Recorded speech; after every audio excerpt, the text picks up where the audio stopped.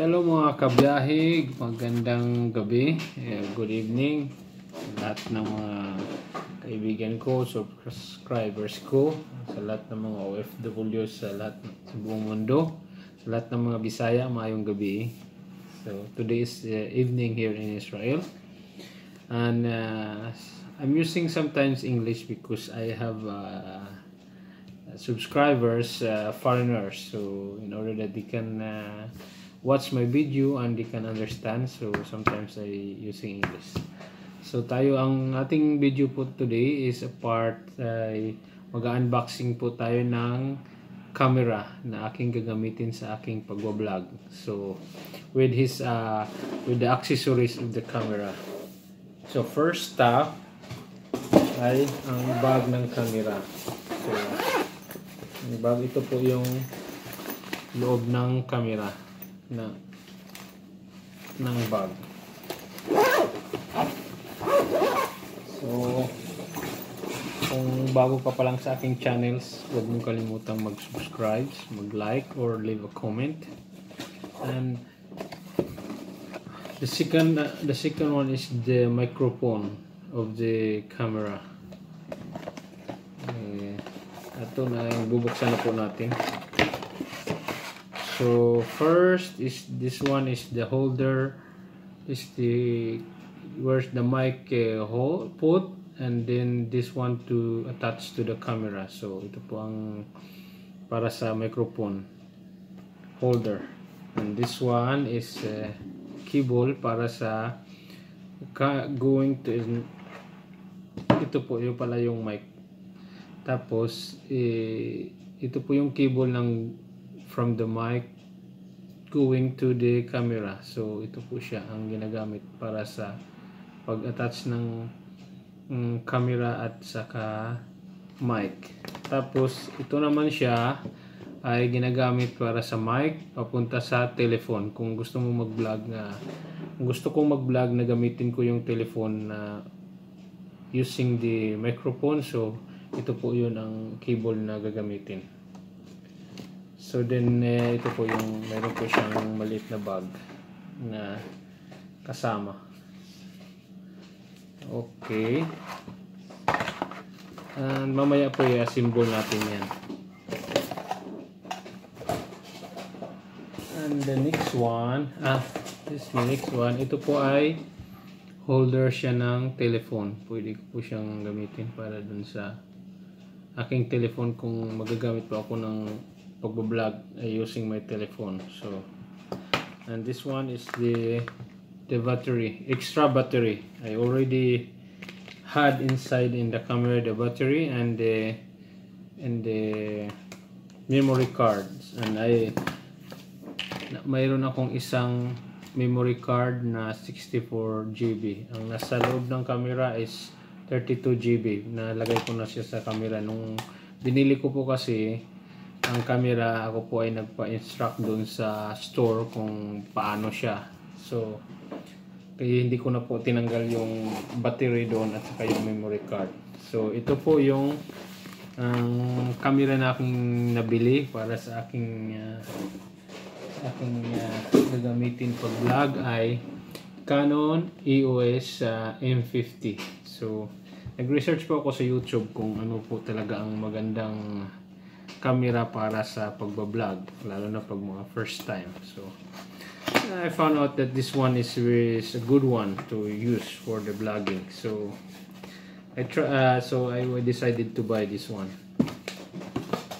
So later at the end of the video I will tell you what is the price of the I pay for all of this, the camera and all the accessories.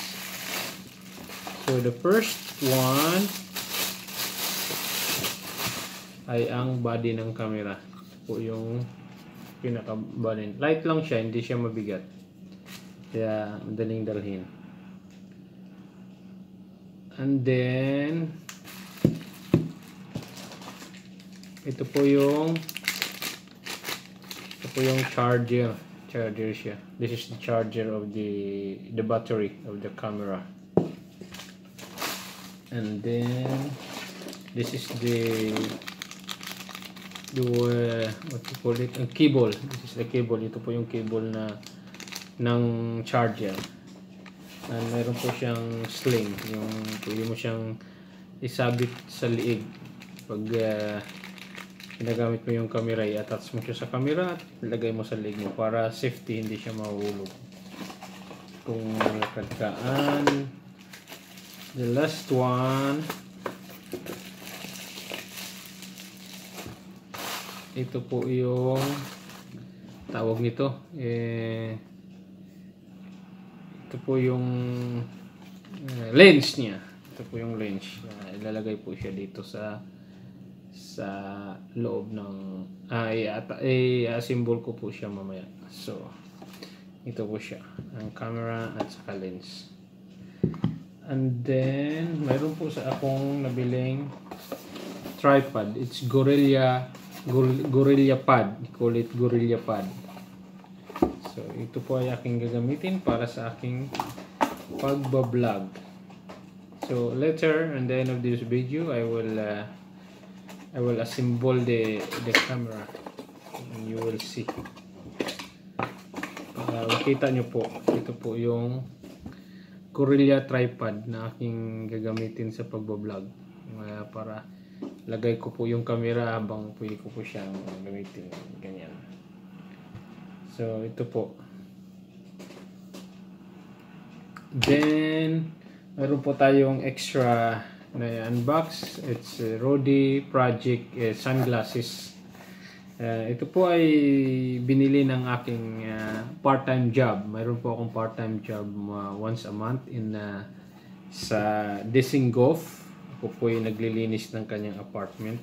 So and I decided that instead of pay me money, I decided to order me sunglasses or Rudy outfit or Rudy project.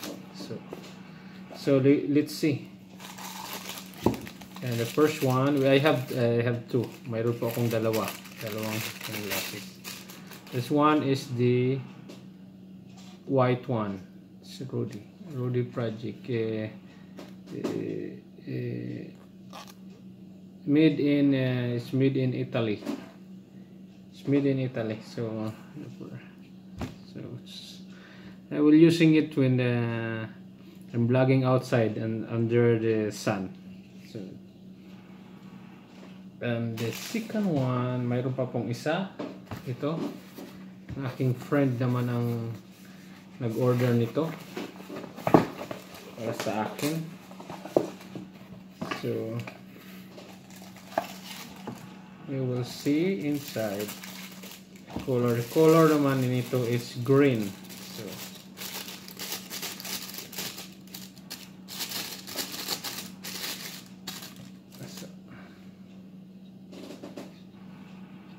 wow, this one is green. So the same Rudy, pareho siyang Rudy project. It's the same and made in Italy.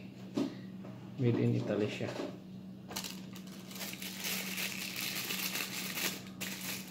So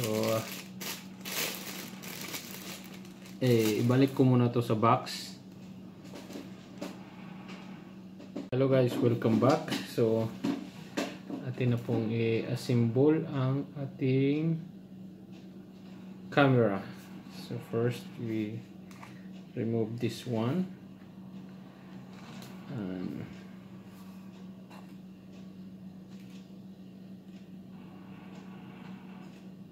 the lens. So sabi ng yung white na tuldok at saka white na dito ay kailangan po siyang magkatapat. Okay, it's lock. So we put the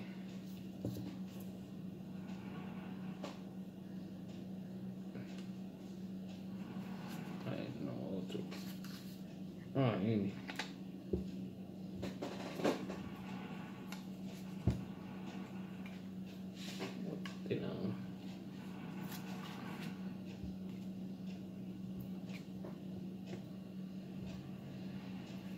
So ito na po siya.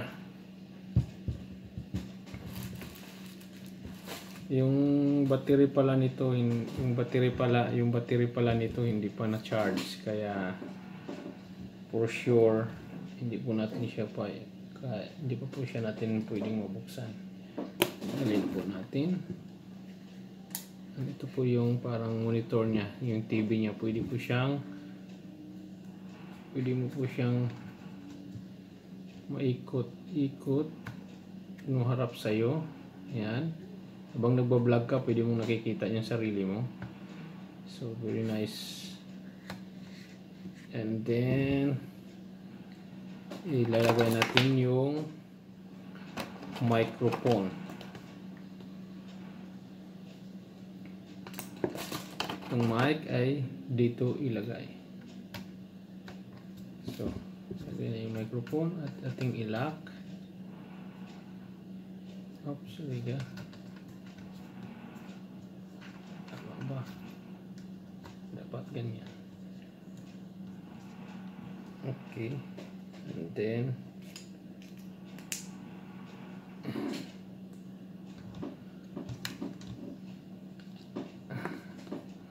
ariga. Mali. Lagay muna natin yung kapit muna natin yung mic.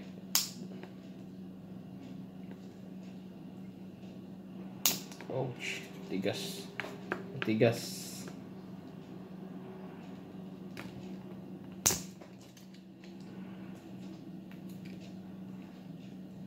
Ay, shit. Ang tigas siya. Tanggalin muna natin.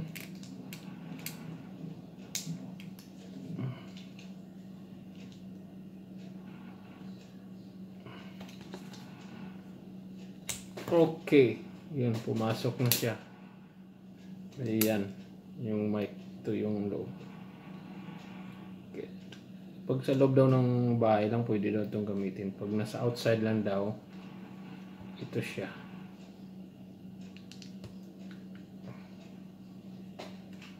So, i-attach na natin dito. Tapos, i-lock siya. Then, sa gilid, nandito yung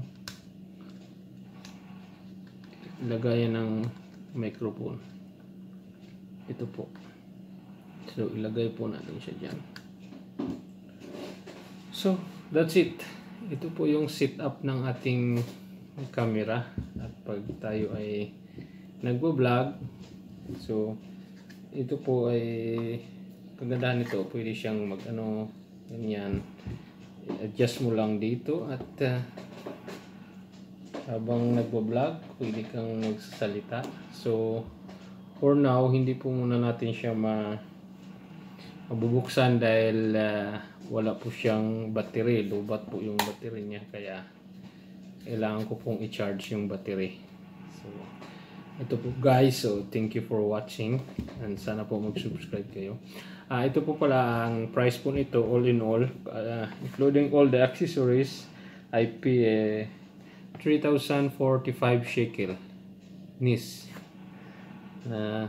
Binayaran ko siya ng 3,045 shekel. Binili ko po siya dito sa one of the store in Pitatikba. Kasi sila lang yung store na nagbibenta ng Canon M50 na pinakamura. So, lucky na dito ako nagtatrabaho sa Pitatikba. So, pinuntahan ko yung store at doon ko to binili. So, thank you guys until to the next vlog. So, gagamitin ko na po yung camera sa aking susunod na vlog, hindi na po yung telephone. So, if you like the video, please give me thumbs up and write a comment. So, if you are new on my channel, please subscribe. So, bibideo po ako sa mga lugar na aking bibisitahin sa Israel. So, start this weekend. So, may schedule na po akong travel para sa bibisitahin ng mga magagandang lugar dito sa Israel. Mga church, mga simbahan, mga nature. So samahan nyo ako guys. Akin pong isi-share sa inyo ang mga lugar dito sa Israel at para makita nyo po kung gaano kaganda ang Holy Land. So thank you very much. So until the next vlog.